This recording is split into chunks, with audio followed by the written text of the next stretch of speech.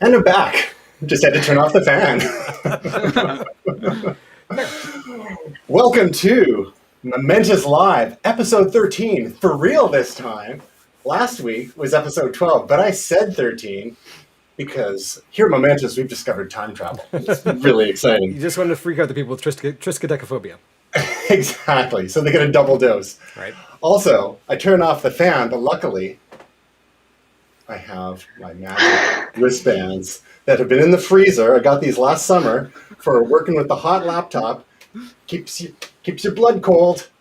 Yep. Cools I down your need body. those. So it might get a little too cold though. So if I start making all sorts of typos in the chat, it's because my fingers don't work anymore. You've gone into cryogenic storage. Exactly.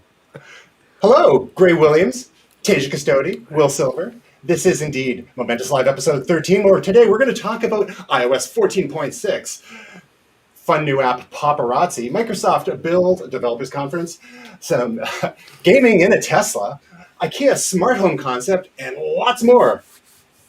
You guys ready? We got a big show. We got a big show. A really big show. Really big show. We want to give a shout out, a special thank you to Ged Smythe for filling in for Tasia last week, our newly ordained entertainment correspondent for Momentous. And then a couple weeks before him, also Tasia not showing up. I'm sensing a trend here. Jamie Reynolds. So we'll see who doesn't show up next time. That'd be me. I'm piecing out to Camp Cove for a weekend. So I will not be joining you guys next week. But I'm going to be having a really great time around a campfire. So I'm excited about that. We're going to use a series of tin cans and string between whoever we have and see if we can make this work without your expertise, Graham. Yep. If I only had a heart. You'll be roasting it over the campfire, I'm sure. So let's start with a little follow-up. Last week, three of us talked about Amazon potentially acquiring MGM Studios, and it looks like the deal has indeed been done. We are, of course, ahead of the game here.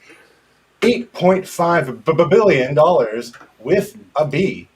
Amazon is acquiring MGM Studios. Now, key thing that we discussed last week was, well, what does that mean for the future of the James Bond franchise, which MGM has the rights to? Because, as we know, the Broccoli family, which has been the caretakers of the Bond franchise for decades and decades, very protective, and there was some concern that they might not let Amazon do the sorts of things that Amazon might want to do, including additional movies, side stories, TV series, and so on. But one quote from Amazon is that they had, in the contract negotiations, they included assurances of continued artistic control. Any thoughts on this, Will? Well, I mean, I think we covered a lot of this stuff about James Bond last week, and it is interesting that was added in because clearly there's just the two big forces there, and they feel a lot of connection to it. So I think it's interesting that that's in there because, I mean, there's definitely some feelings after Star Wars was bought by Disney that they were maybe churning out some movies. They were trying to have a movie every year. Some of the side movies, for example, Solo, the movie that no one really asked for, but they got anyways. So, I mean, I think it's interesting that it's in there. Clearly, like some of the things that we and other people were discussing last week about the Broccoli's sort of need for control of that certainly seems to be a factor in all of this, and they were able to work it out. I also think it's interesting because there really is a war of streaming services, right? And this is part of what Amazon is doing by buying them. I also have a hard time not remembering having flashbacks to when Gray, Tristan, and I worked at Future Shop, back when Future Shop was a thing, at the corporate office, writing content for them. Pour out a little for the homie. There was a war of iTunes clones at that time. So this gives me flashbacks. Bonfire is the big one that I remember that we had to push a lot in various articles and things. But even, does anyone remember Zune? The guy who got a tattoo does. Yeah. So I don't know. It's giving me a bit of flashbacks to that, but in some ways it's interesting that they work this out, and we'll see what happens. Can I tell you the weird thing that I heard this week? I'd love to hear it. So the weirder the better. Amazon owned by Jeff Bezos, aka Dr. Evil, and who was his number one nemesis over the course of the last 4 years? The Oompa Loompa with the little hands, Mr. Trump. The outtakes from The Apprentice are owned by MGM. Oh. And there are numerous records saying that now Citizen Trump used the N-word, the C-word, many words where we just refer to them by the first initial. So they're bad. November? It'll be a cold November rain for Mr. Trump if these do come out. So it's interesting. Like, is it that Machiavellian? I'm going to pay $8.5 billion to get some outtakes to scupper this guy's political career that's probably already shot, but maybe isn't. So, we'll take one last railgun blast at it to make sure he's never in office again. Despite the fact that the folks who would vote for him are probably emboldened by the fact that he said these words. I don't know. But the fact remains that MGM does own these outtakes, and they now belong to Mr. Bezos, which is curious. I'm interested to see, like, maybe that's the streaming show. It's just, 6 hours of Trump making a fool of himself, apparently pooping himself on set. I don't know. It's been reported, so some people are saying it. Don't spoil it for me, Graham. Anyway. Speaking of other types of memes, a bit more follow-up for us. Another NFT sale that I'm sure Tasia's really excited about, being the queen of NFTs on Momentous. Yes. The Charlie Bit My Finger, when there's a classic YouTube clip. I think is it the single most viewed video on YouTube? Does it still hold that title? It has just been sold as an NFT. How do you feel about this, Tasia? I'm actually surprised it didn't sell for more. That was literally my first thought, was like, oh, that's reasonable, which is crazy now that I just think this is reasonable. Like, we've come to that point where I'm like, that's it? Because that video, like, kind of really changed YouTube. It kind of, people started realizing, hey, we can put the most random stuff here that's going to go viral. And like the whole virality thing took off on YouTube because of Charlie Bit My Finger. Like, I know I'm sounding dramatic, but like truly that is like a staple video. What was a repository of human knowledge then became what it is now. Yeah. You're welcome. And to clarify for the mums at home, this was 2007, so very early in YouTube's history. They'd only been going for 18 months, 2 years at the time. It has been viewed more than 884 million times. So, and it sold this NFT, the non-fungible token, this asset existing on the blockchain. The NFT version sold for $760,000 US. And the fun thing about the stars of the NFT, the kids in there at the time, I believe one was 3 and one was just a 1-year-old at the time. They've gone on to make follow-up videos trying to cash in a little bit on that. So hopefully they'll be seeing some of the proceeds from this NFT sale, like we've talked about previously. The interesting thing is that some of these subjects of memes over the years are finally starting to benefit in some monetary way from their existence. I mean, hopefully they had AdSense turned on the YouTube channel over the last 14 years. The follow-up to Charlie Bit My Finger was Charlie Pulled My Finger. It didn't do quite as well. So. No, not nearly. So some new news this week. iOS 14.6 is out now, latest operating system for the iPhone. And it seems like just a month ago, and we had iOS 14.5, which introduced a whole bunch of things, including some cross-site tracking measures for us, and some face unlock, even if we have masks, using the Apple Watch on our wrists. Tasia, can you tell us a little bit about what we're seeing in 14.6? Not quite as much new stuff I'd expect. Not quite as much, but I feel like what they did is really interesting things. So there is a new accessibility feature, which we all love accessibility here at Momentous. And so now from the unlock screen, you can unlock your phone with your voice, which is really handy accessibility feature for people. Some of the other things, if you have Apple Card, they've kind of expanded their, family sharing. So you can now add up to, there could be 5 of you. You have to be in the same family member group. And essentially their thought here is, your parents at home with kids, you want to help them build up their credit score, but you also want to monitor what they're doing. So the tricky thing here is you'd be giving these family members, the people in your group, access to the card, to your Apple Card. But the good thing is you can set spending limitations, and you can track and you can manage expenses across your group. So that's a really huge feature, actually, which, I don't have, do any of you have an Apple Card?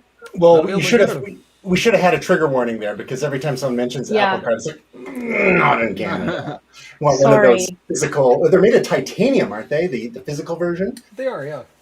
Very, very lovely. And then, of course, you stick it in the app, and then you don't get to handle it. Does it come personally from Steve Wozniak?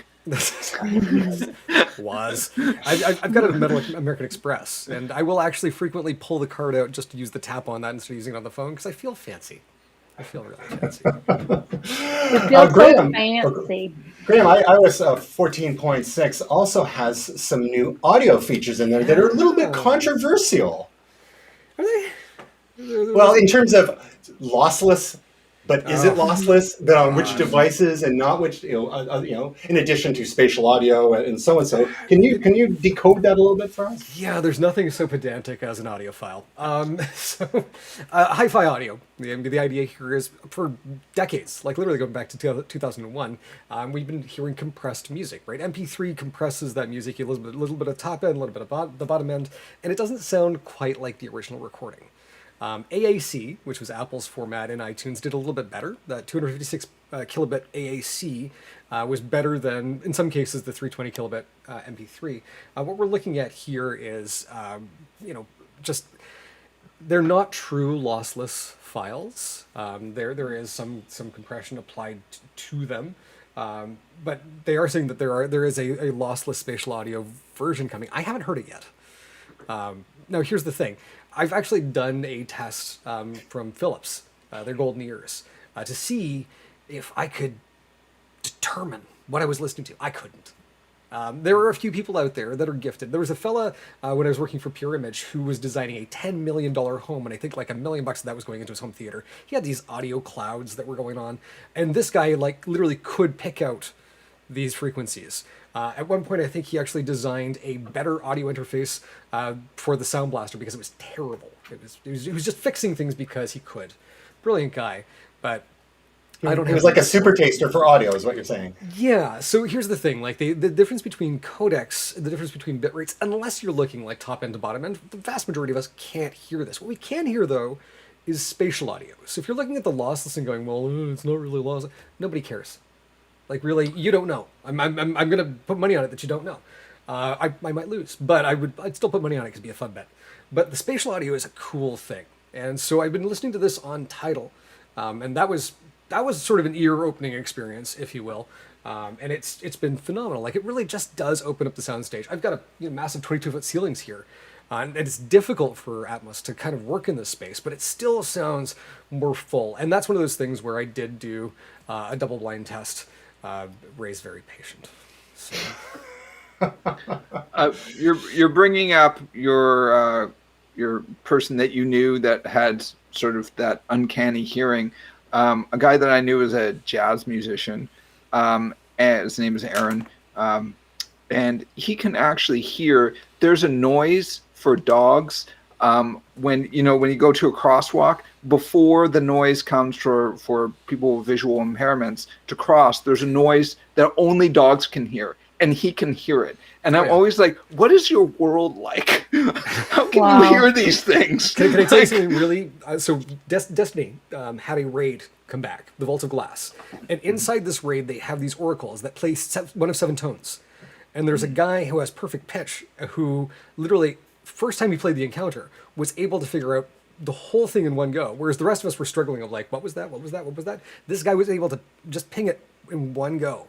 And it's that kind of audio identification where you're like, great. You are the people who are allowed to complain about this. You probably won't, but you're allowed. The rest of us can shop. Well, I guess one of the things that seemed to choke some folks out there was the fact that the lossless audio was not supported by Apple's AirPods, AirPods Pro Max, is that what they're called? Well, and these the $500 plus over the ear headphones, very premium. Sorry? They have to be wired. Right, but even through the lightning cable, apparently you're still not getting it because it doesn't pass analog audio through the lightning cable. So do you think we're going to see a software update to this because Bluetooth doesn't have the bandwidth to support lossless? What about these people who are spending multiple hundreds of dollars on these high-end headphones?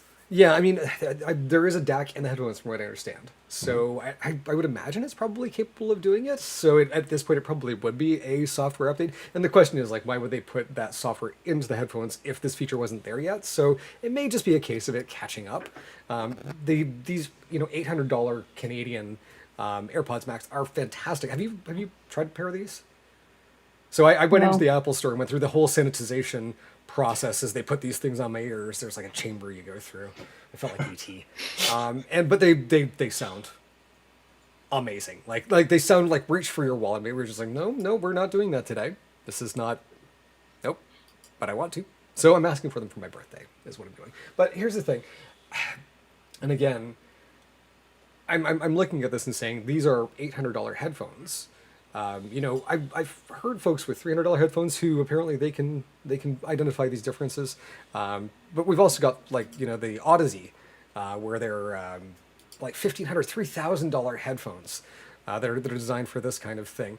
If you're really, really passionate about lossless audio, you're probably not listening on your AirPods Max right now. Maybe you're upset that you can't. But you're one of those like Pono-toting DAC guys that have got these things kind of strapped to your waist, where you should just be sitting down in your living room, like replaying the Memorex commercial. Pour one out for Pono, Neil Young's lossless audio player. The audio player had a triangle shape, triangle cylinder. I don't even know what you call that shape. It's a Toblerone shape. A Toblerone, yes. Yeah. That's the technical term. Unfortunately, that didn't really go anywhere. But he's making a living criticizing other people's audio efforts in the meantime. Yeah, just slip it in your triangle-shaped pocket and just hit the road. It'll be great. Didn't we go to the launch of that? I feel like I blocked it out. There was one downtown. Yeah. Maybe. Yeah. So moving from ears to eyeballs, there's just when you thought there couldn't be any more innovation in the social media app ecosystem, there's a new one called Poparazzi. Notice this is important. It's Poparazzi with a P-O, not a P-A, because there's another app with P-A, the traditional spelling of paparazzi, available on the iOS App Store. That is not the one we're talking about. This is the Poparazzi P-O-P photo app, which is, apparently it bans selfies. So the whole point here is maybe to discourage some of our narcissistic tendencies by constantly using our selfie cameras. And what this app does is encourages you to take photos of your friends, other people's. Instead of, look at what I'm doing, it's like, look what my friends are doing. Aren't they cool? Teja, do you see any future to the turning of the tables and on the narcissists in social media? I love this idea so much. So they're not only discouraging the selfie, but there's no like count, there's no follower count. That's not what this is about. This is literally an app to quickly take a snap of what your friends are doing and it's posted. As opposed to traditional, when you're everything, the big joke is nothing on Instagram is real. Everything on Instagram is fake.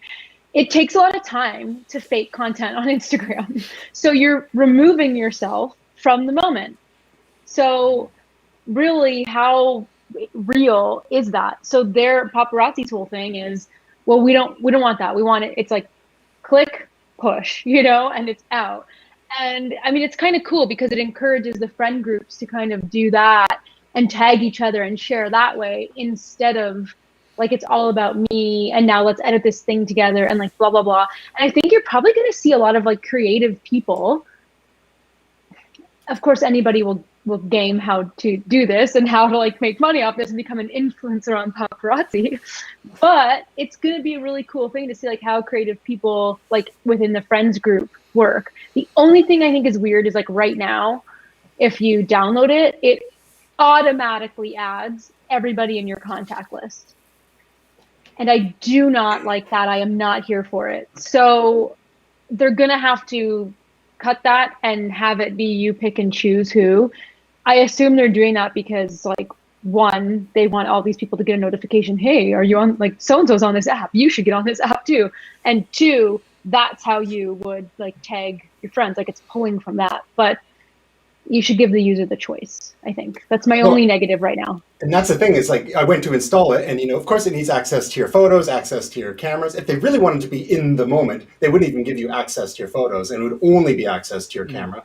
But I stopped at the wants access to your contacts because it's the same thing with Clubhouse. Companies early on that are reliant on your social graph. I mean, they play this kind of dirty game initially, not giving you any other option, but counting on new users' FOMO, because I don't want to miss out on the coolness of this app. I want to be on there early and get build my own following. And you're in exchange for that, you're handing over all your contacts, and who knows what they're getting from there that's being stored on their servers. So, you think, well, it's not just your privacy; it's the privacy of all your contacts, right? Yes. And pretty much every social app has done this. And then after a few months or a couple of years, once they've hit their stride, they've built critical mass, then they're a little softer when it comes to stuff like even LinkedIn did this stuff like this back in the day. So, I mean, that left a bit of a bad taste in my mouth, and I'm not sure if I'm going to go there. I might wait a little longer before jumping on that train, because the history is littered with the corpses of attempts at variations on social app themes. Some of you may remember like Pear, which was just you and your significant others, and then there was I think Peach, which was you and like a small group of friends. You were limited to the number of friends you could, and a lot of these things have just gone by the wayside. So, I mean, I like what they're getting at here. Sort of switching things around a little, be a bit more authentic, more in the moment. It's your friends, not so much you, and we'll see where this goes. I'm a little concerned about the contacts thing, because I have contacts on my phone for people that have been in my life but are no longer in my life. I really don't want my ex-wife getting a notification saying, hey, he's on, what is it, Poparazzi, come join. That's a little awkward for both of us. Yeah. Can we, no, hard no. One thing I do like here is remind men that they're photo worthy too. Boys, I know. Your time to shine is now with Poparazzi. This is it. Finally, only women take photos. The other thing, just sort of two small points, and this is beyond the social media aspect, is that I know I sometimes forget this, but how much having a phone in our pocket has changed all of our lives and shaped the world. And one example I'll give, and I had a real sort of, I don't know if epiphany is the right word, but I love art galleries. And my childhood, we went to a lot of art galleries whenever we traveled, the Louvre and all this kind of stuff. I was in the National Gallery in London in 2018. And I hadn't been to a gallery maybe in 3 or 4 years, just, because of life situations and all that kind of stuff. And the thing that I was blown away by, instead of people sort of quietly, being respectful and standing a bit from the pictures and just looking at each of the works of art, they were going right up next to them and taking selfies next to it. And there's like a lineup of people taking selfies. It's just like, what is going on? And to your point, Tasia, about experiencing the world, right? Like not just being obsessed with like, okay, got it, next one, Van Gogh, okay, did it, and not even reading the write-up, just like, so in a big lineup next to, there was a Van Gogh, I remember particularly, there was like a lineup of people to take photos next to it. Yeah. They should ban cell phones there and use the amusement park style cameras, right? The ones on roller coasters, and you just gotta run in, and hopefully you got the right expression. There was the Mona Lisa. So I mean, you can actually just think put people on a track and run them through the museum, because you're not going to pay that attention anyway. So let's just get the shots, get you out. Exactly, and I love the idea of you know, the fact that it's taking the selfie away, but the fact that, you know, and not to totally, you know, trash on phones and that accessibility, because I had a cat pass away recently, and she had lived for quite a long period of time. And the interesting thing is you can tell there's like 8 to 10 photos before cell phone cameras started to come in, and all of a sudden there's like 700 photos after that. So there's like, oh, we have a lot of her from the last 10 years, but not the first 8. So guilty. Guilty. Yep. Speaking of guilty, I have to admit that when we were at, this was back in 2005, went to the Louvre and the Musée d'Orsay as well, I think, in Paris. It was most mainstream smartphones at the time, but I just had my pocket camera, and I took photos of a lot of the works of art just to remember them. But I was so smart, I thought, well, I'm also going to take photos of the little write-ups so I can go and refer to them later. Nice. Which is fine if you're going and like viewing things in sequence, but when you have the screensaver going on your Apple TV where photos are just random, it's like you just here's some art, and then here's some write-ups, totally disconnected from each other, out of order. So I mean, the intent was good. It's just the execution. I'm going to blame the shuffle thing. You should be able to pair pictures together, chain them together. Good point. Yeah. Exactly. Yes. Yeah. So damn UI photo. Speaking of the damned, Microsoft Build 2021. Top 5 biggest announcements, apps, teams, and the future of Windows. Highlight this week's biggest announcements from Build 2021. Now, to be fair, we had Google I/O a couple of weeks ago, which tends to be, along with Apple's WWDC, which is next week, and someone here is going to be missing it, that both Google's and Apple's efforts have tended to be a bit more consumer friendly. Microsoft Build seems to still be a bit more developer-centric, because we all know, back from the Steve Ballmer days, what's Microsoft's priorities? 3 words.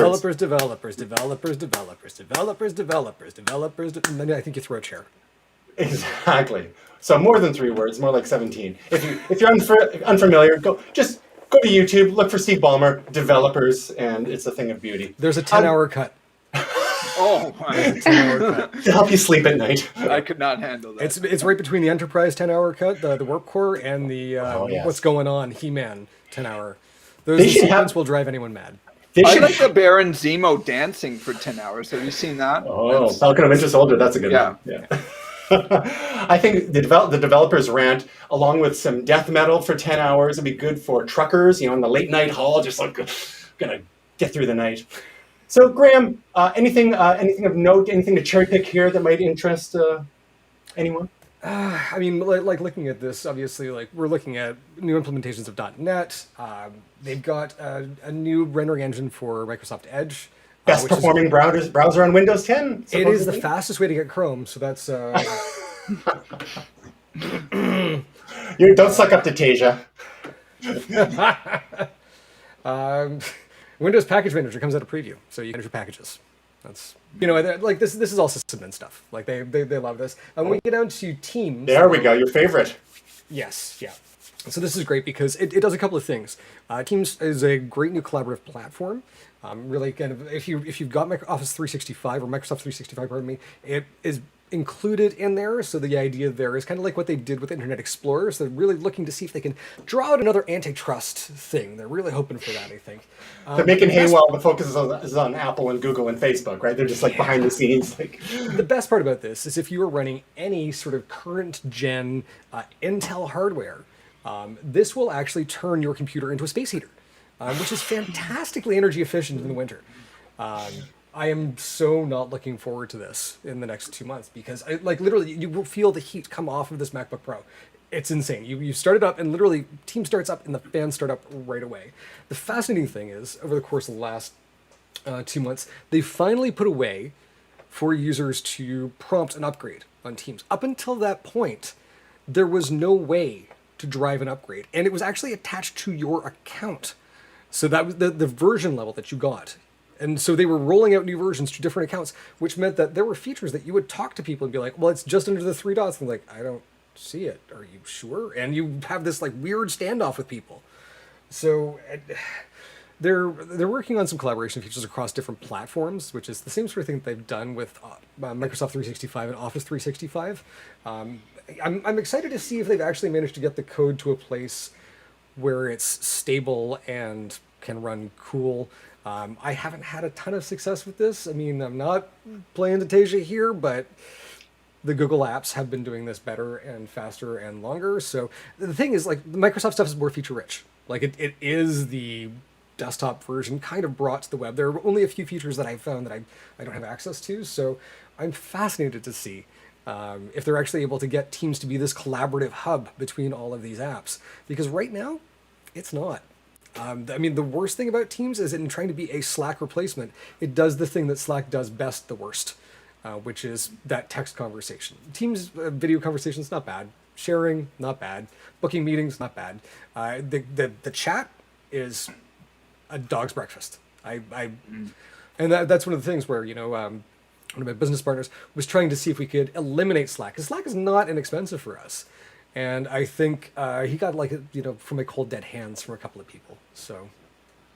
Yeah, where Teams does excel is if you are an organization that uses multiple Microsoft 365 services. So if you integrate OneDrive into there, SharePoint into there, and so on, it can, it's a one-stop shop, and apparently popular with the K9 contingent. Now, if you're not on the Microsoft platform and you want to heat your space on an Intel processor, you can open Google Chrome and open 3 tabs. I do find, though, having used Teams quite a bit previously, that it is confusing with the various ways of sharing documents too, and how that all works in terms of OneDrive and all that kind of stuff. I find that part is one of the parts that falls down the worst for me, and that it creates like folders, and it can be hard to locate them.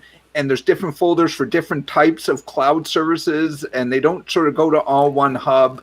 And it's not always clear when. There's not sort of a convenient way of seeing what's shared with whom, or at least I found. Maybe some Microsoft guru knows better than I do, but I just found it very unsatisfying. That's just my personal. OneDrive went from like a specific set of folders to now like mirroring my entire desktop. Yes, and I don't know when that happens, but the other day I dropped something on my desktop. It's like syncing. I'm like, to what? No.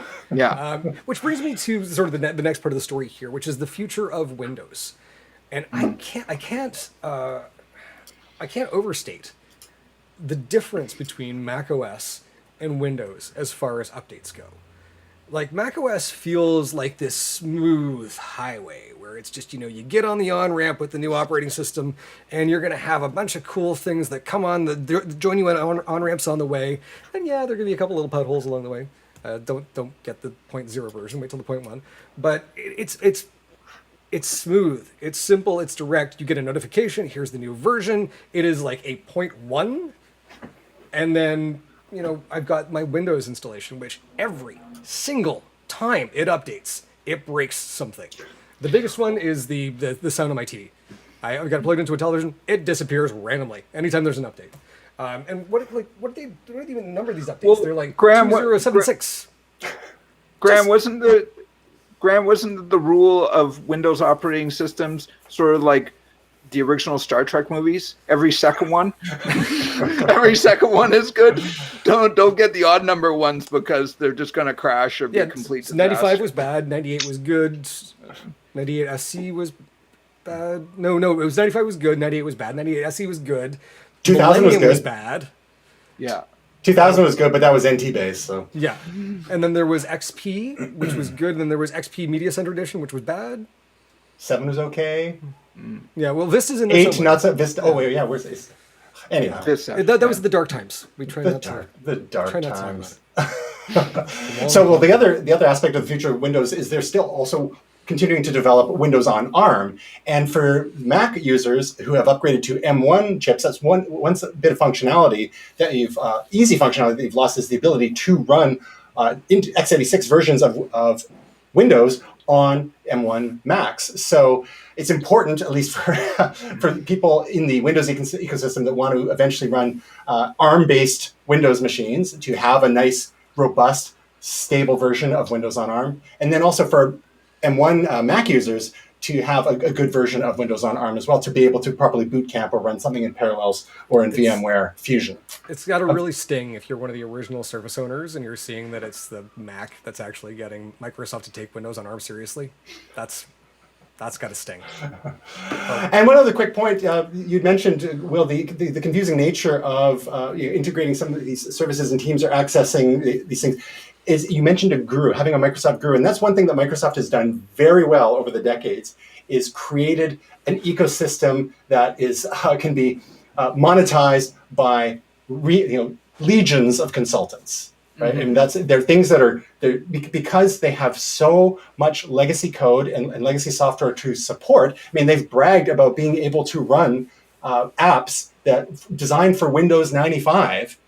That some of which you can run on Windows 10. I mean, you think about it, that's quite a feat. But think of all the cruft that is accumulated in the operating system over those decades to be able to maintain that compatibility. Apple, not better or worse, has decided to take a different tack, and they're happy to kill their darlings as time goes on. But then you lose access to those apps unless you're running again in virtual machines. DOS goes all the way back. All the way back. I will say that you can run HyperCard apps on Mac OS, so. Inside, what is it, VMAC, the virtual machine, or something like that? Anyhow, speaking of Apple, when everyone's zigging, they're zagging. Apple reveals plans for more retail stores, despite shift to online sales. On our online site, people can learn a lot about the products. In a store, they can touch them and get a feel for them. Hey, Tasia, do you like this? You stick with online, or what do you think about the in-store experience? I despise Apple stores, generally. That's the most gentle way I could say it. It's like a cult. I will say the one near me, I had a wonderful experience there. However, I had ordered it online, kind of prepaid for them, and was just needed to talk to somebody to pick them up. So it was a really nice experience. But generally, they scare me because I feel like I'm walking into the cult of blue shirts, and people are like, oh, look at this. We're like monkeys. Look at this. Look what this does. And they're just zoned out on these products. So I don't know. I despise Apple stores. I like Apple, but I despise the stores. I don't know. They're clinical. No? Well, anytime I think of an Apple store, yeah, they're heavy on the bleach right now. Yeah. Anytime I think of an Apple store, I think of that scene from, I think it's Captain America, Winter Soldier. Winter Soldier, yeah. And I guess the genius that comes up to them, and after he helps Black Widow, and Captain America goes, "I've been Aaron." I just always think of that. So, funniest thing, one of the guys at the Metrotown Apple Store, his name is Sam Sung. And so I have a card from the Apple Store of Samsung. I do not believe that. It's true. I'll see if I can find the story here. But I've got one hanging around here somewhere. Here's the thing. I like shopping online. I still go into the Apple Store to pick up stuff that I want from Apple. I bought my Apple Pencil online because I wanted it engraved. But if I'm going in for a watch band or something like that, I want to see it. So I want to... And there's no other shopping experience quite like it. The closest thing is the boutique stores like the Bay. But there's less, some people might disagree, but there's less arrogance in an Apple store. It does feel like they're genuinely there to help you. It feels like they actually want to be there. Having worked retail for 8 years, I can tell you, most retail employees don't want to be there. So what they've done there is kind of a miracle. And when you think about the stores themselves, there's some cool stuff going on, right? They've everything from the magnetic lock cash registers to using iPhones as their point of sale. They've got this whole almost like consumers distributing style. When you send for a product, it goes to the back and somebody comes back out with it, and there's this ceremony where they hand this off in these cool bags. It's a different way of shopping, and that's cool for me. The big one here is my parents. Right, the idea that they could go into a store and actually talk to somebody who is not really I don't believe they're commissions, but can kind of get the real answers that they need. I trust the Apple Store with my mom and dad. I'm not sure I could say that with any other electronics store. Having worked in one, there's there's not many places where I feel like I could send my parents and I would feel good about what it is that they would get. And so I'm looking at this and seeing, like, there's a whole generation of people right now who may have fluent on iPhone, but are they fluent on what comes next? Probably not. So they're going to need to have some shepherds to bring them into the valley of the shadow. I don't know. I don't know where that metaphor is going, but you know what I mean. Yeah. I think too, Grab, I mean, a few of us have some experience with retail chains. And I mean, I think I was in training for a major retail chain at one point doing web training. And, one of the things is that I found, at least the company I worked for, talked a good game about being customer centric. But at the end of the day, a lot of the best practices went out the window when you're actually in the store. I will agree with you. My experience with Apple Store has been much better than some retail chains. There was actually a story that we had to bump from a few weeks ago that was actually about someone with Alzheimer's that went into a source, or at least this was the side of the story, and he had gone in to buy TV and it ended up with a tablet and a phone and 2 cell phone plans and everything but a TV, and a digital cable box for a TV that he didn't have, because the source also is it Bell or Rogers, one of the big cell phone ones. I mean, as someone who's been in retail and done training, like, we don't know the other person's side of the story for sure, but I know where they're coming from. I can see the bad behavior. I've heard a lot about bad retail behavior, and that, smells like a... That one rang true. That one rang true. Yeah. Well, the interesting thing about what Apple is doing here, there's echoes of about 20 years ago when they launched the Apple stores initially. Some of you may remember Gateway Computers had their retail side, and they were in the process of shutting stores down, and e-commerce was just starting to go a little bit mainstream, and people are like, what is Apple doing here? I mean, this is not the iPhone era Apple. This is the iPod and Mac era Apple, and so they still had a long ways to come, but they felt that this was the best way to be able to present their products, as opposed to a couple of crashed Macintosh Performa 6400s in the corner at a Best Buy, right? Mm-hmm. So again, everything's going e-commerce, but I think where this becomes really important is when Apple launches new product lines, like the Apple Watch, and being able to have that concierge service, being able to present products to people, demonstrate them, and let them try them on, and so on. In a few years, are we going to be seeing AR glasses, VR products, other sorts of things that will really benefit from the demonstration, the hand-holding, and all the in-store classes that they do at Apple stores as well? So, I mean, all you have to do is look at their success so far, and compare it to the success or lack thereof of even like the Microsoft stores, right? I mean, they're shutting down Microsoft stores. I'm not sure how the Samsung stores are doing it, but the model has been emulated with varying degrees of success, and Apple is doubling down at a time when a lot of people are thinking, well, maybe we should just go with it online only, because when's the next pandemic going to come? It's interesting because Microsoft just couldn't seem to make it work. It felt like throwing spaghetti against the wall. And those stores were also beautiful, and they had great products in them, and it just seemed like there was a level of organization that wasn't there. And I wanted to like them. Like their whole Xbox section was great, but it didn't seem to be able to pull people in, and I don't... it's pheromones. Because they're not the cool cousin. That's why. Was Justin Long really that cool? Cool cousin. Like, really, when you look at those two, was Justin Long really that cool? He was cool-ish. I guess he wasn't like a stuffed shirt, but I don't think he was At cool. the time, he was cool. Oh, okay. I think. They made him cool. I want to go back to like 2006 and be like, so what were we thinking? Says the guy with a video camera on his shirt. I don't know. Yeah. So when you're ordering products online and having them delivered to your home, is that home going to be a smart home of the future, according to IKEA, who just showed off 4 wild concepts that show what a futuristic IKEA-designed smart home might look like, integrating augmented reality to make smart homes less intimidating and more trustworthy.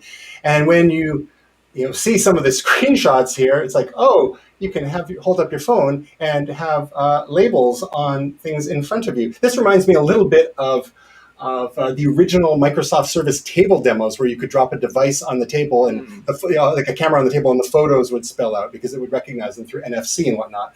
That didn't really come to fruition, but Surface, translated itself into a number of other touch products over the years. So this is kind of a similar idea, except instead of being flat on the surface, this is in 3D space all around you. But Tasia, why? Well, yeah. Look at it. Look at all these things, Tasia. Don't you want to live in an Ikea smart home? I mean, I'm sorry to interrupt there, TJ, but why? You tell me. The Ryan Reynolds ask, but why? You tell me. I'm in my home. What do I need it augmented for? I'm here in 3D reality right now. Like, I don't understand what is happening right now. Do you remember what that speaker does? Well, it's a speaker. Oh. You can have little gelatinous friends standing on your chair's arm. This totally reminded me of being at CES with like the happy fork and stuff like that. Like, okay, I guess you were able to do it. Well, and this little animation just looks like viral droplets going into the air, spewing our COVID virus. That's all this looks like. I don't even know what I'm looking at. So, to be fair, what we're looking at there is isn't that the sound bubbles, which imagines using AI up to cord off sound parts of the home, and I don't even know. I was in an IKEA yesterday, and I get PTSD every time I go in when I feel like I can't escape.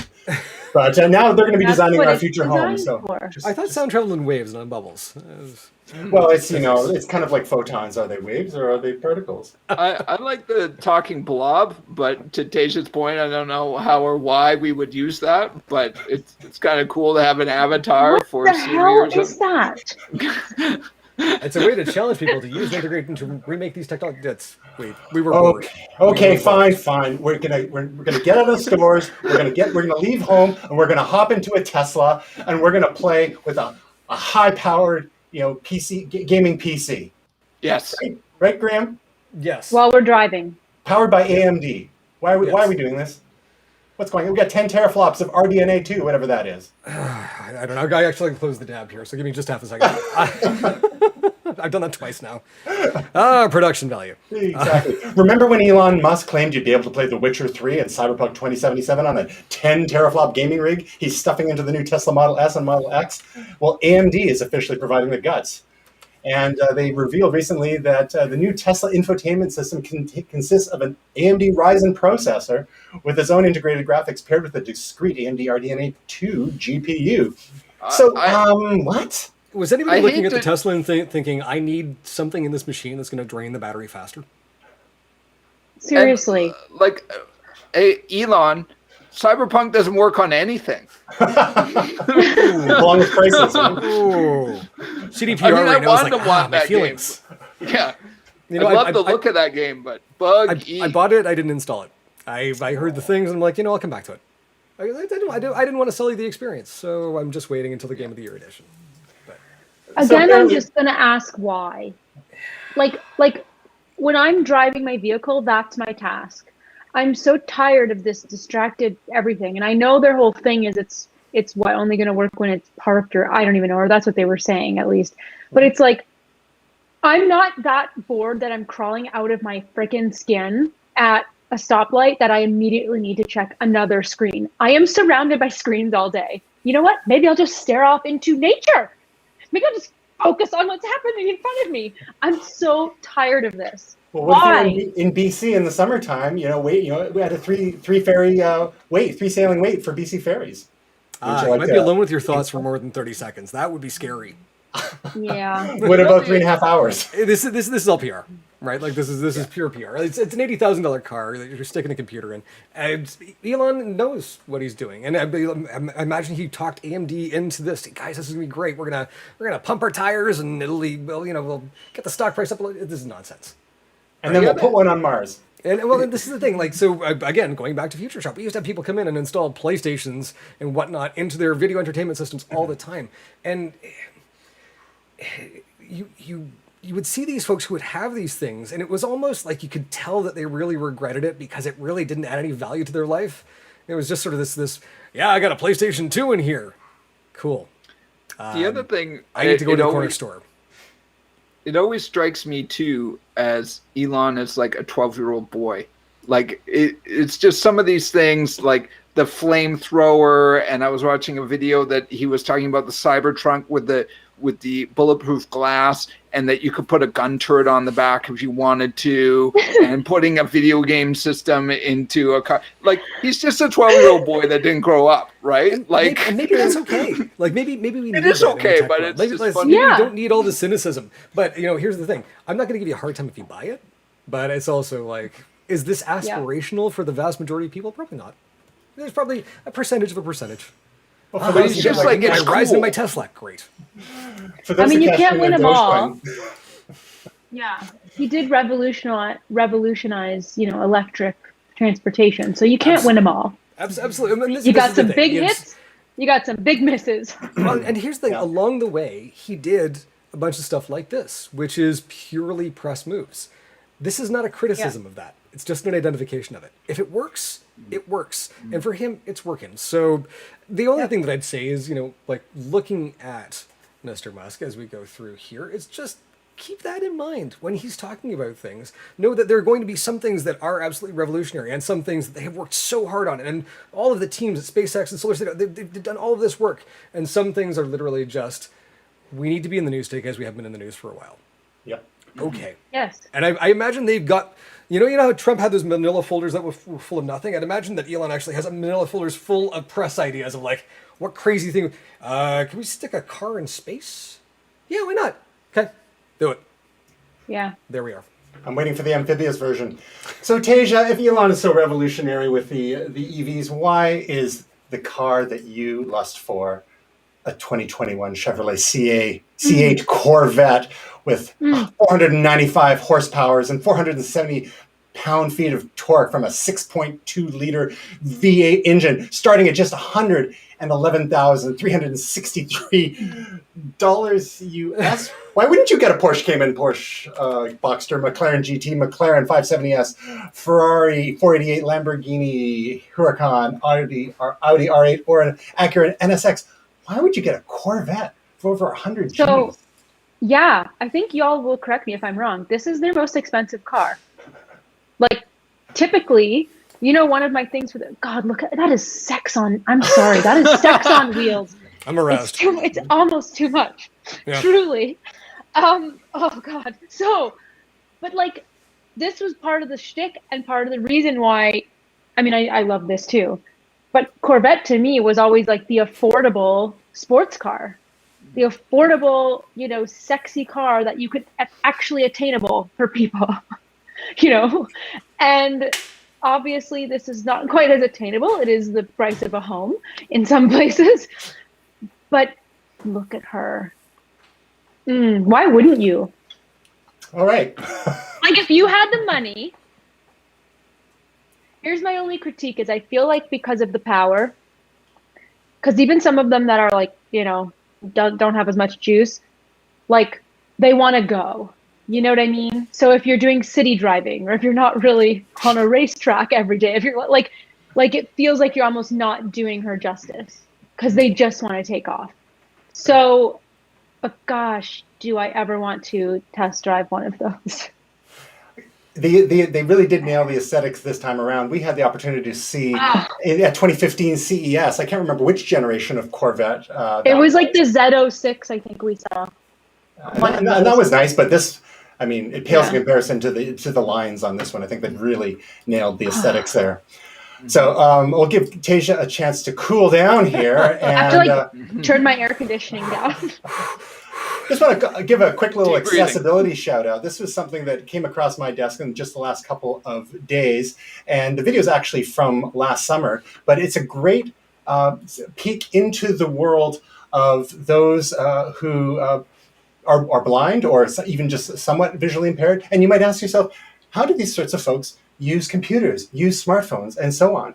Well, there is a YouTuber named Kristy Viers, who has shared a number of videos about how she uses her technology, and it's quite illuminating. There's obviously the voice controls, but there is the voice feedback from the phone. On the iPhone is something called voice over. There's the how you tap the device, how it reads back to you as you're typing and so on. It's quite fascinating. And if you've ever wondered about, if people who can't see, how do they use devices like an iPhone, I'd really encourage you to check this out. She's got all sorts of great videos on her channel where she talks about new releases as well, the AirPods and JBL earbuds and AirTags and so on. Last week was Global Accessibility Awareness Day. We did touch on some accessibility last week, but check out, especially we'll have the link in the show notes, how proficiently and quickly she's able to do things that, it's easy to think that, you have take pity on some of those poor people, they can't see or they can't hear or they can't walk or what have you. Thanks to the prioritization of accessibility features, which we've discussed in the past, can help any of us should we have some sort of condition or injury, be it temporary or permanent. All this research and companies like Google and Apple doing this kind of stuff pays dividends for all sorts of people. And you can have people with YouTube channels talking about how they use computers blind. So any of you had a chance to check this stuff out? Yeah, I mean, so it's interesting because actually I first saw Kristy when I was working on the app show for AMC. And because it was actually a show that was focused on apps for people who are blind and low vision, and so it was fascinating. I mean, like obviously, her video content has just kind of blown up, which is really great. Like it's great to see that she's getting that kind of traction. And Tasia, you worked on that very same show as well too. Yeah, I worked on App TV, and it was, like we really take for granted what we could do on our devices when we're sighted.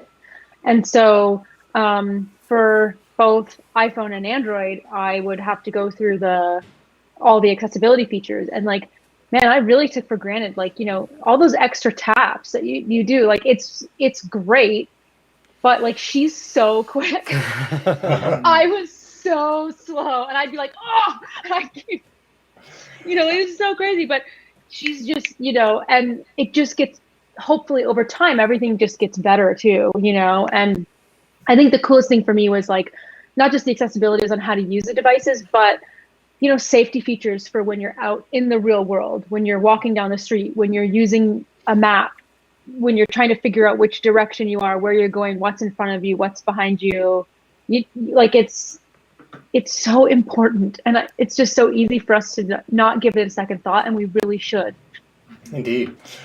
A couple rapid fire things we're going to blast through here. And we're going to throw to Will. We've got some 80s nostalgia animation happening. He-Man reboot on Netflix, a Masters of the Universe revelation, and then also a Snake Eyes movie coming out. Will, what do you have to tell us about these? Well, I mean, I'm very interested about the He-Man animated, just because that's near and dear to my heart as an 80s kid. But I have to say the one that I'm super keen about is Snake Eyes. I'm a big fan of G.I. Joe. We'll wait and see. A lot of people out there are a little disappointed in the G.I. Joe community about this. There's a community. There is a community. Histank.com is the leading blog. And one of the things, this to me is like a lot of trailers where people nitpick it having not even seen the movie. So people are mad, or there's some people are mad on principle that Snake Eyes talks. He doesn't talk in the comic books. He doesn't talk in the animated series. So what I'd have to say is, let's just wait and see. Let's Perhaps not. There's a reason why he stops talking. Exactly. Shocker. Exactly.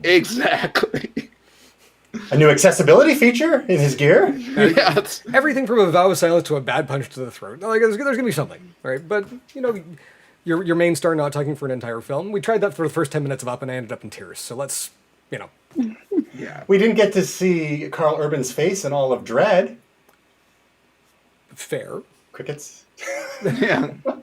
Okay, well, then what's MODOK? MODOK. MODOK? Is that an old thing, or is that brand new? It's a mental organism designed only for killing?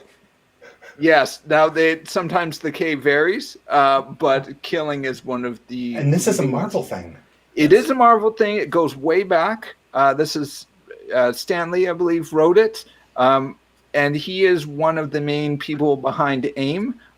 There's various people, Scientist Supreme and other characters in the comic books. This is bizarre. Advanced Idea Mechanics, by the way. That was the Advanced bad Idea guys in Mechanics. Iron Man 3. Yeah. Yes, exactly. Right. Now, this is very bizarre. The animation is, I believe, done by some of our friends who did Robot Chicken and a few other things. The humor is quite similar. It's Patton Oswalt is sort of he's the lead voice, and he's one of the sort of masterminds behind it. Also, if you're a Saturday Night Live fan, was it Beck Beckerman? Is Beck one Bennett, of the voices. yeah. Yeah, Beck Bennett. That's what it is, Beck Bennett. He's great in it. It's dark. I'm just going to warn you.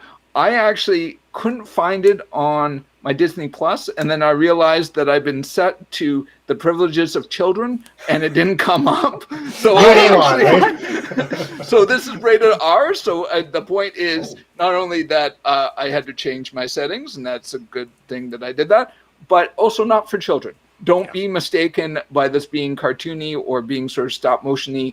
Not for children. Duly noted.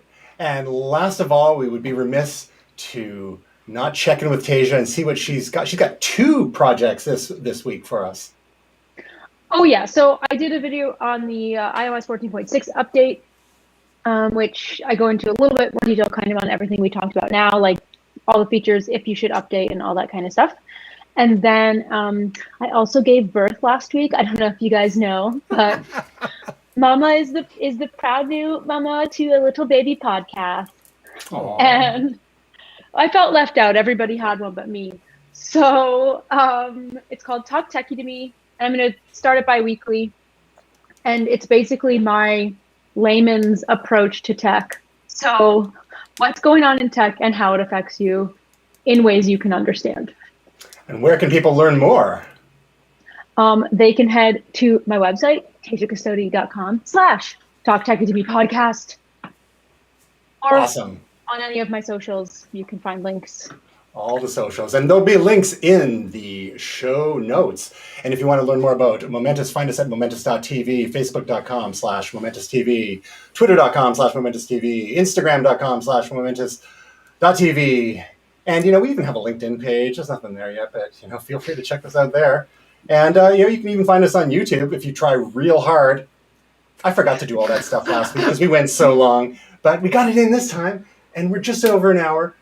Thanks so much, Gray Williams, Tasia Custodi, William Silver. We will see you next week.